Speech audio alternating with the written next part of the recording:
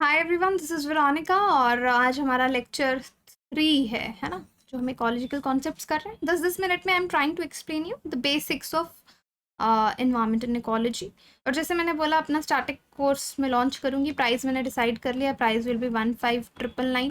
पूरा कोर्स आपको यहाँ पे करवाया जाएगा, नोट्स भी दिए जाएंगे, ठीक है। करंट अफेयर भी कराए जाएंगे for 2024 batch. So I will launch it soon.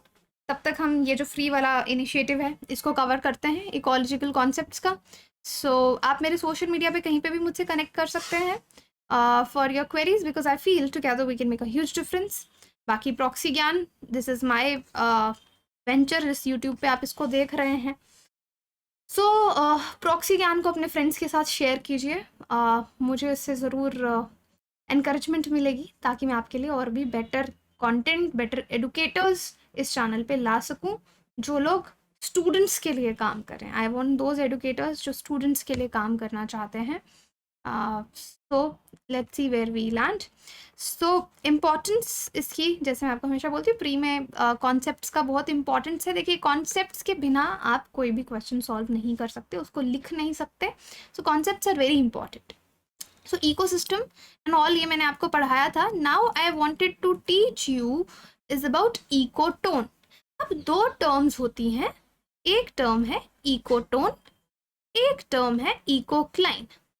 Now students gate confused between these two terms. बहुत ज़्यादा कंफ्यूजन होता है कि सेम सेम तो साउंड कर रहे हैं, इकोटोन भी ग्रेजुअली चेंज हो रहा है, इकोक्लाइन भी चेंज हो रहा है, तो डिफरेंस क्या है? दोनों ही तो ट्रांजिशन जोन्स हैं, तो डिफरेंस कहाँ पे है?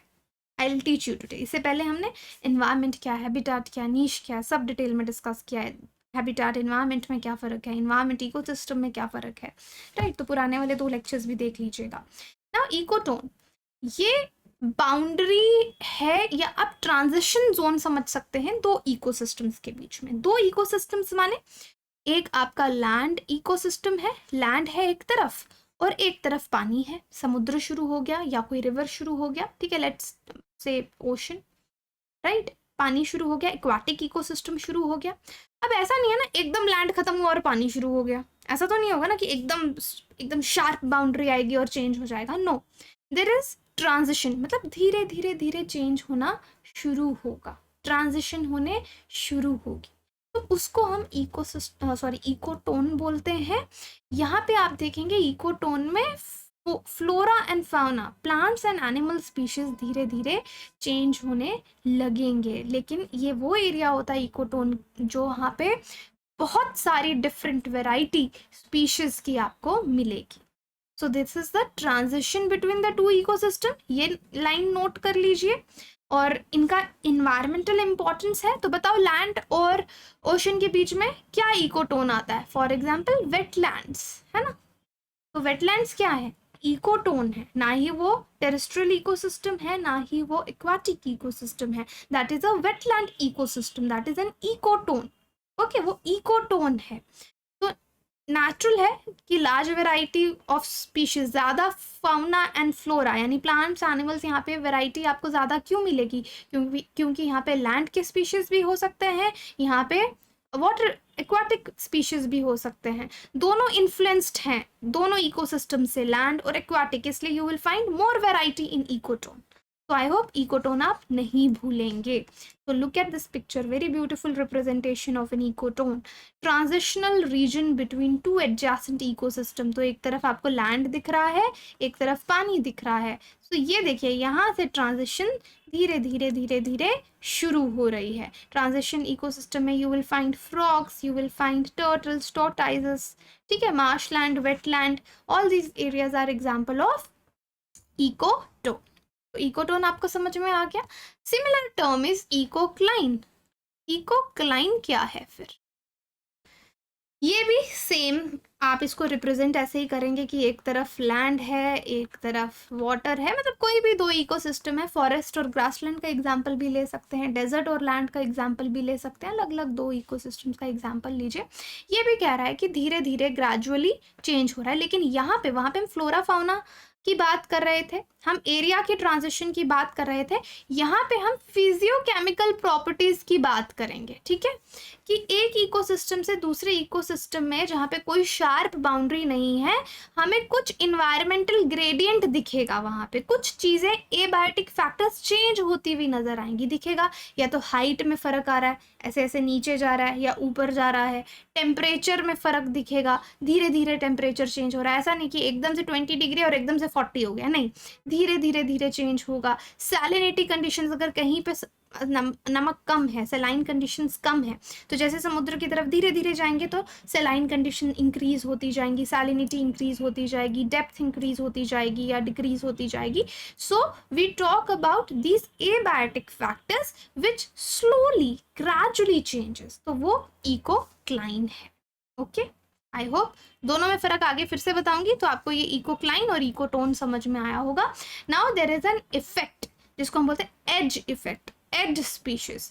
मतलब क्या है, एज इफेक्ट से रेफर करते हैं हम कि जो वहाँ पे पॉपुलेशन है उसमें क्या चेंज हो रही है, कम्युनिटी के स्ट्रक्चर्स कैसे हैं, क्योंकि एक इकोटोन की बात कर रहे हैं, एक तरफ लैंड है एक तरफ वाटर है, तो यहाँ पे किस तरह का इफेक्ट स्पीशीज पे पड़ रहा है, जहाँ पे दो हैबिटेट्स के बीच में वो है, उस इफेक्ट को एज इफेक्ट बोलते हैं। कई बार जो स्पीशीज का नंबर है या पॉपुलेशन डेंसिटी है कुछ स्पीशीज की इकोटोन में, लैंड से भी शायद ज़्यादा वो स्पीशीज़ यहाँ पाई जाती हो, वाटर से भी वो स्पीशीज़ ज़्यादा शायद इकोटोन में पाई जाती हो, तो इस चीज़ को हम एज इफेक्ट बोलते हैं कि कोई भी कम्युनिटी इकोटोन में उसका पॉपुलेशन डेंसिटी ज़्यादा है, नंबर ऑफ स्पीशीज़ ज़्यादा है लैंड और वाटर से, that is edge effect. Organisms जो इकोटोन में पाए जाते हैं, जो एज इफेक्ट जिन पे होता है, उन स्पीशीज को हम एज स्पीशीज बोलते हैं। Okay, they are known as edge species. So we discussed 3 terms. We discussed ecotone, we discussed ecocline, we discussed edge effect, we discussed edge species. 4 concepts. So एक difference देख लीजिए यहाँ पे, ecocline physiochemical gradient, मतलब वहाँ पे salinity change हो रही है, टेम्परेचर चेंज हो रहा है, ऑल्टीट्यूड चेंज हो रहा है ना। तो इकोटोन क्या है, ट्रांजिशन जोन है ना, धीरे धीरे चेंज हो रहा है। ओके, फ्लोरा फाउना में आपको चेंज दिख रहा है, ट्रांजिशन धीरे धीरे हो रही है।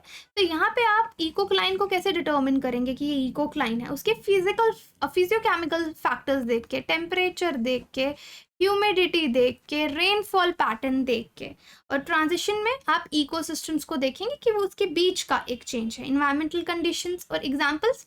ब्लड टाइप फ्रीक्वेंसी को हम इकोक्लाइन में लेते हैं, एस्चुरी जोन को आप इकोटोन का एग्जाम्पल। आप मुझे कमेंट सेक्शन में इसके ज़रा और एग्जाम्पल्स भी बताइए, और कोई डाउट हो आप मुझे कनेक्ट कर सकते हैं। इससे पहले हमने हैबिटेट पढ़ा था, है ना, कि होम, घर किसी एक ऑर्गेनिज्म का। नीश क्या है, उसका प्रोफेशन, उसका काम, कि वो काम क्या करता है, उसका फंक्शनल रोल क्या है किसी इकोसिस्टम में, राइट। तो उसको नीश बोलेंगे। दो स्पीशीज का एक कम्युनिटी में सेम नीश नहीं हो सकता, मतलब एक पेड़ है, ठीक है, दो अलग अलग स्पीशीज सिर्फ टॉप पे काम करें ऐसा नहीं होगा। हाँ, बहुत सारी स्पीशीज का ये पेड़ हैबिटेट हो सकता है, लेकिन कुछ स्पीशीज आपको टॉप पे मिलेंगी, कुछ मिडिल में मिलेंगी, कुछ ग्राउंड में मिलेंगी। दो अलग अलग स्पीशीज सेम एरिया में नहीं मिलेंगी। सेम नीश दो अलग स्पीशीज का सेम एक कम्युनिटी में, एक कम्युनिटी की बात कर रही हूँ, एग्जैक्टली सेम नीश नहीं हो सकता। They can live together permanently but they can not work together permanently. Okay, तो प्रोफेशन उनका अलग होगा। सो इस एरिया को देखो कि ये फ्लेमिंगो आपको इस एरिया में नजर आएगा, फ्लेमिंगो और वॉबलर दोनों एक जगह पे नजर नहीं आएंगे। नीश एक जगह पे रह रहे हैं, इस पूरे एरिया में इनका हैबिटेट हो सकता है, लेकिन वहां पे इनका काम डिफाइंड है कि कौन कहाँ पे करेगा, ठीक है। सो इकोलॉजिकल नीशेस डिफरेंट। एग्जाम्पल मैंने पेड़ का भी आपको दिया, एंड हियर ऑल्सो ये पीछे पेड़ का एग्जाम्पल भी है, बट यहाँ पे you can have in this example also of different birds how they work. So another thing, हम हायरार्की की बात कर रहे थे और सबसे बड़ा उसमें बायोस्फीयर है। बायोस्फीयर अर्थ का वो पार्ट है जहाँ पे लाइफ है। ओके, बायोस्फीयर वो पार्ट जहाँ पे लाइफ है, दैट इज ह्यूज, एक सिंगल एंटाइटी। सो आप देखते हैं अर्थ जहाँ पे भी लाइफ है वो बायोस्फीयर का हिस्सा है। फॉर एग्जाम्पल बायोस्फीयर के पार्ट्स हाइड्रोस्फेयर, लिथोस्फेयर, एटमॉस्फेयर आएंगे। Atmosphere is the air, hydrosphere is the water and land is the lithosphere. ठीक है, तो जो सबसे बड़ा लाइफ सपोर्टिंग बेल्ट है उसको हम बायोस्फीयर बोलेंगे, that is around the earth. So this is the biosphere. ठीक है, जहाँ पे लाइफ नहीं है वहाँ पे आप उसको बायोस्फीयर नहीं बोल सकते। तो चलिए ठीक है, नेक्स्ट अब टॉपिक्स जो हम कवर करेंगे वो है function of ecosystem, ecological succession, stages of ecological succession. तो ये हम बिल्कुल 10 मिनट्स 10-15 मिनट्स में कवर करेंगे। आपके कॉन्सेप्ट्स यहाँ पे एनवायरनमेंट के बिल्कुल क्लियर हो जाएंगे। Thank you so much.